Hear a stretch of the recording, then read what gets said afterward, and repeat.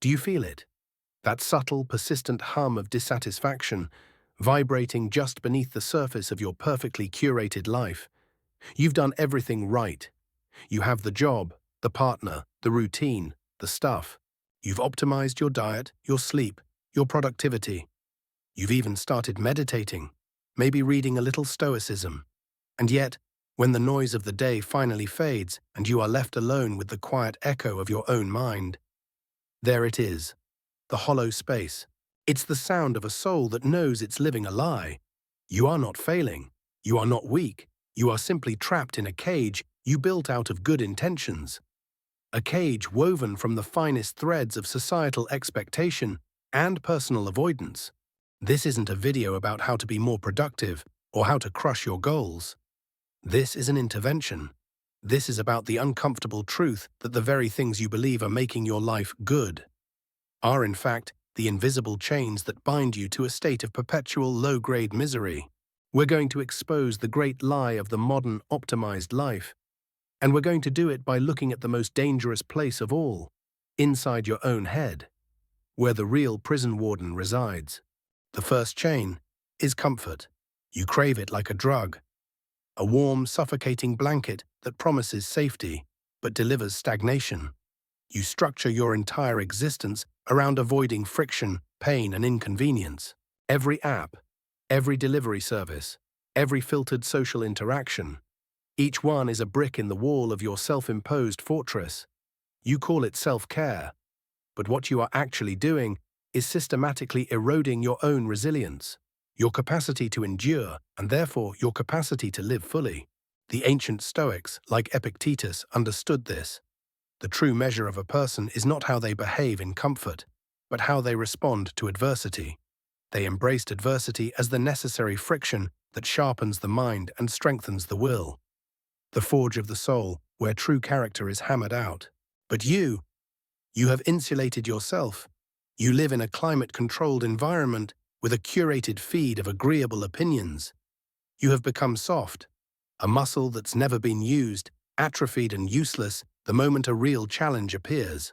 This is where the shadow of Friedrich Nietzsche looms large, a terrifying prophet for our time. He would look at our modern pursuit of perpetual comfort and call it the ultimate expression of the last man, the one who has made everything small, safe, and mediocre.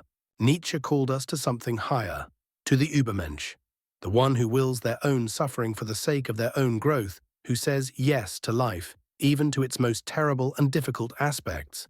You are afraid of the cold shower, the difficult conversation, the risk of failure. You are afraid of the weight of being a fully realized human being. And in that fear, you have traded the potential for a sublime, meaningful life, a life of becoming, for a life that is merely tolerable, a life of managing. You are not living, you are managing your existence, and that is a slow, quiet death, a death by 1,000 comforts. The second chain is the tyranny of the unchosen life. This is the subtle poison of conformity, the quiet surrender of your will to the path of least resistance. Look at your decisions. How many of them were truly yours? The career path, the city you live in, the milestones you chase. Were they chosen from a place of deep internal conviction, from a burning telos, or were they simply the next logical step on a pre-paved road the world laid out for you? The theologian and philosopher Dietrich Bonhoeffer, writing from a Nazi prison cell, gave us a powerful distinction between cheap grace and costly grace. You have chosen the cheap life, the one that costs you nothing in terms of internal struggle, self-discovery, or social friction. It is a life of borrowed values and inherited goals.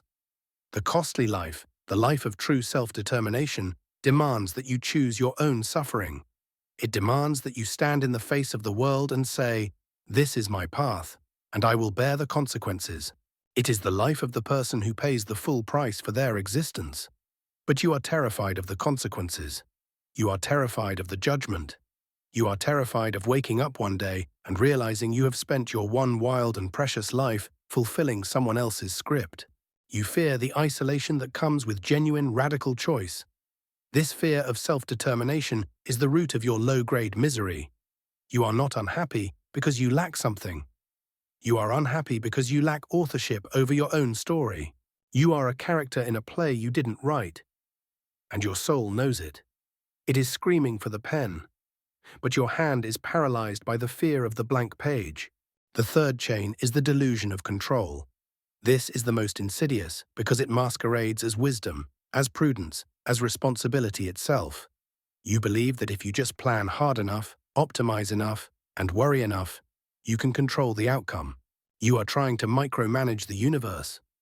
This is the shadow of Niccolo Machiavelli in your modern life. He understood the brutal, chaotic nature of fortuna.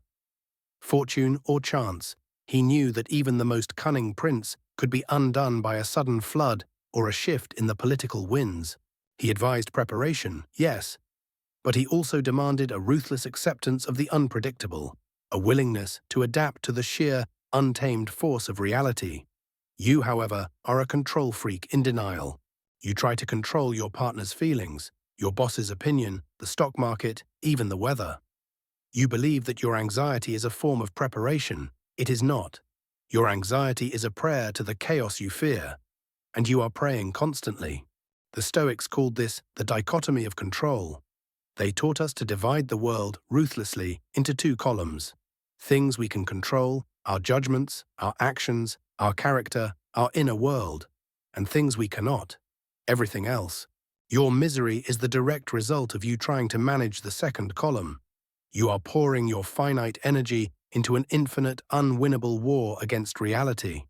The moment you accept that you are not the director of the universe, but merely an actor within it, an actor whose only job is to play their part well, is the moment the chains begin to loosen.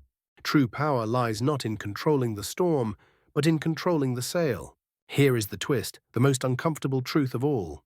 You say you want to be happy, you say you want peace, you say you want freedom, but deep down, you are terrified of it. Why? Because happiness, true, unshakable eudaimonia, the flourishing life the Greeks spoke of, requires authenticity. It requires you to drop the mask, to stop playing the role, and to stand naked in the world as the person you actually are. It requires you to shed the armor of your carefully constructed persona. And that is terrifying. Because the authentic self is vulnerable, unpolished, and subject to the judgment of others. Your low-grade misery, your constant dissatisfaction, serves a purpose. It is a brilliant, self-sabotaging defense mechanism. As long as you are chasing the next goal, fixing the next problem, complaining about the next inconvenience, you don't have to face the terrifying question, what if I stopped running? What if I just was? What if you stopped trying to be the perfect Stoic, the perfect partner, the perfect employee? What if you simply were? What if you accepted your own limitations, your own strange desires, your own unique path? The misery is a distraction. It is a shield. It is the noise you make to drown out the sound of your own soul whispering the truth. That you are already enough, and the only thing standing between you and a meaningful life is the performance you insist on giving. Plato gave us the allegory of the cave, a perfect metaphor for your current state.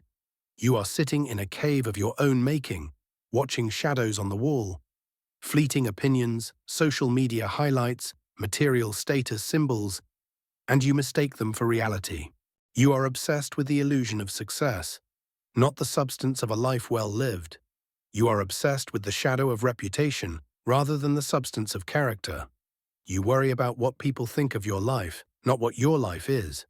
You are living for the applause of people who are themselves still chained to the wall.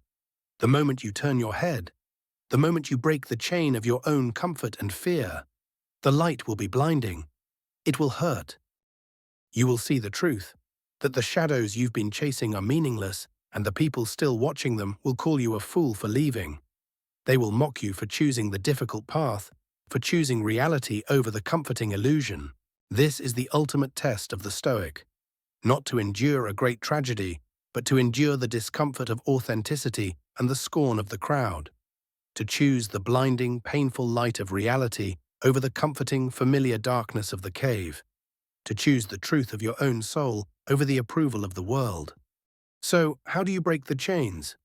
Not with a grand, sweeping gesture, not with a life-altering epiphany, but with small, brutal acts of freedom, practiced daily. 1. Embrace voluntary discomfort, the cold plunge of the soul. Choose a task you are good at and deliberately do it in a way that is harder. Walk when you could drive. Read a difficult book when you could scroll. Take the path of most resistance in a small, controlled way. This is the Stoic practice of premeditatio malorum, the premeditation of evils, applied to your own comfort. You are inoculating yourself against the softness of your own life, building a spiritual callus against the inevitable hardships of existence. 2. Practice the Bonhoefferian choice. Identify one major decision in your life that was made for you, not by you. For 1 week, choose the opposite in some small, practical way. You are practicing costly grace in the mundane, reclaiming your sovereignty, one uncomfortable choice at a time. 3. Surrender control to Fortuna, the Machiavellian acceptance. The next time you feel a wave of anxiety about an outcome you cannot control, name it. Say, "This is Fortuna. I have done my part, the rest is not mine." And then, ruthlessly, redirect your energy to the only thing you can control, your response to the present moment. This is the ultimate act of Stoic power, the radical acceptance of what is. These are not purely philosophical exercises. They are acts of war against the comfortable, unchosen, controlled life that is slowly suffocating your soul. They are the daily rituals of a free person. The Stoics did not promise you happiness, they promised you freedom. And freedom is not the absence of chains, it is the knowledge of which chains are real, and which are merely shadows. The cage is open, the door has been ajar this entire time. The only thing keeping you on the perch is the fear of the open sky, the fear of the unknown, the fear of your own magnificent potential. Your misery is not a sign that you are broken. It is a sign that your soul is too big for the life you have built for it. It is the sound of your true self rattling the bars. The question is not, how do I become happy? The question is, what is the cost of my freedom? And am I finally ready to pay it? The answer is waiting for you. Not in a book, but in the next uncomfortable choice you make. The choice to stop managing and start living.